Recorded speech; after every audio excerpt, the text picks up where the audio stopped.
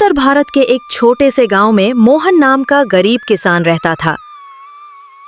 उसके पास जमीन थोड़ी थी, पैसे नहीं थे और कर्ज इतना था कि सांस लेना मुश्किल था। पिताजी की ये जमीन अब बोझ बनती जा रही है।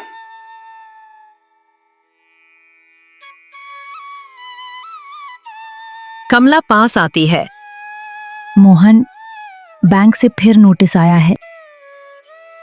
पता है, अगर इस बार फसल नहीं हुई तो सब खत्म हो जाएगा। चिंता मत करो, सब ठीक हो जाएगा।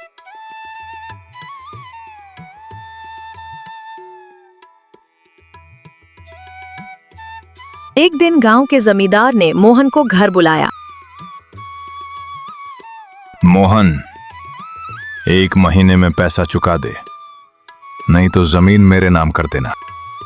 मोहन हिम्मत जुटाकर बोला, ठाकुर साहब, थोड़ा वक्त दे दीजिए, आपके पैसे जल्द ही लौटा दूंगा। मोहन, गरीब लोगों को वक्त नहीं दिया जाता, उन्हें इस्तेमाल किया जाता। ठाकुर ये कहकर हंसता रहा। मोहन कुछ नहीं बोला। उस रात मोहन पहली बार जिंदगी से हार मानने वाला था। भगवान, किसान होना क्या गुनाह है? मोहन का बेटा दौड़ कर आता है। बाबा, आप रो क्यों रहे हो? मोहन चुप हो जाता है और खुद को संभाल लेता है। कुछ नहीं बेटा। एक दिन गांव में एक डॉक्टर मैडम आई।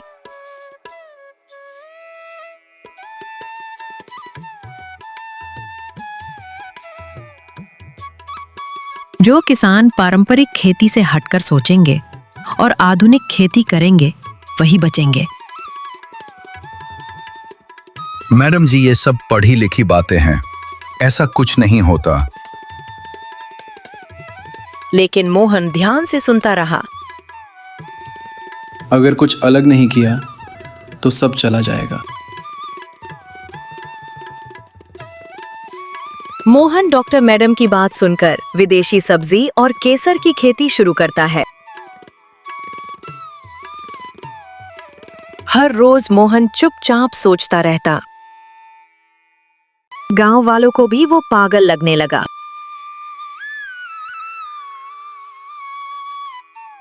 मोहन, लोग कह रहे हैं तुम पागल हो गई हो।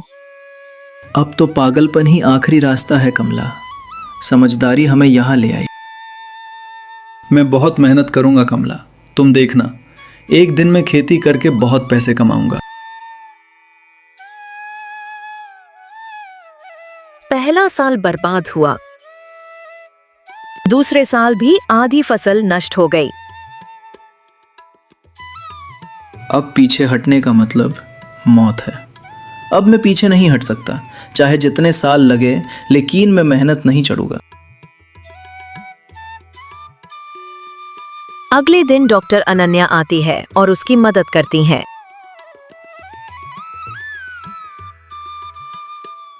तीसरे साल फसल लहराती है। मोहन, खेत सोने जैसे चमक रहे हैं। मोहन की आंखों में आंसू आ जाते हैं। मोहन रोने लगा। कुछ नहीं, ये तो खुशी के आंसू है। हमारी मेहनत रंग लाई कमला। ये खबर शहर तक पहुंच गई। एक बड़ी कंपनी वालों को यह बात पता चली।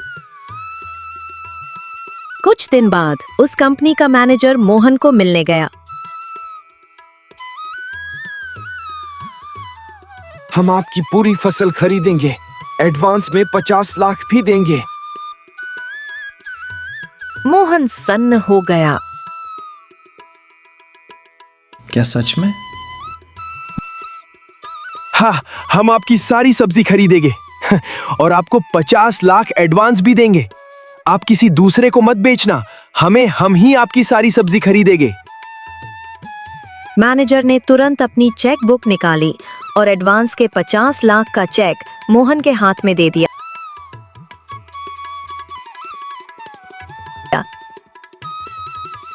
मोहन बहुत खुश हो गया। मोहन उसी शाम बाजार से ढेर सारी मिठाई और अपने बच्चे के लिए खिलौने लेके घर जाता है।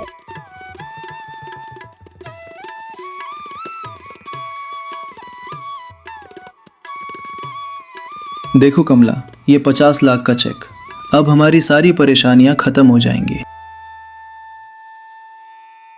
बाबा, मुझे बहुत सारे खिलौने चाहिए।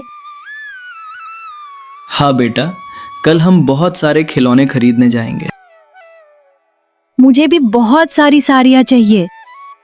हाँ कमला, तुम्हें भी बहुत सारी साड़ियां दिलवाऊंगा। उस रात कोई नहीं सोया, सभी बहुत खुश थे।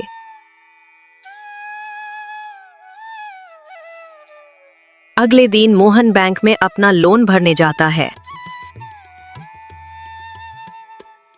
मोहन बैंक में सारे पैसे चुका देता है।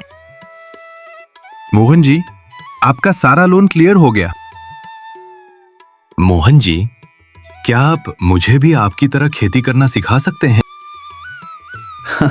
क्यों नहीं, लेकिन इसमें बहुत मेहनत लगती है शर्मा जी, और सब्र भी बहुत करना पड़ता है।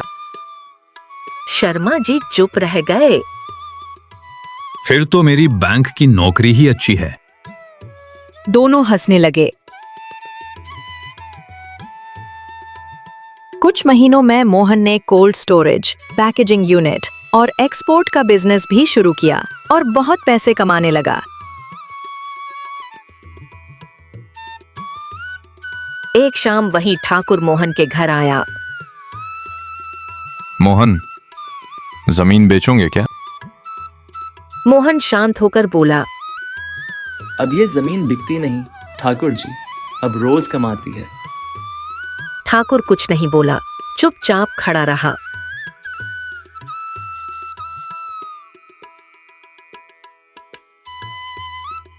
मोहन गांव के बच्चे और गांव के लोगों को सिखाने लगा।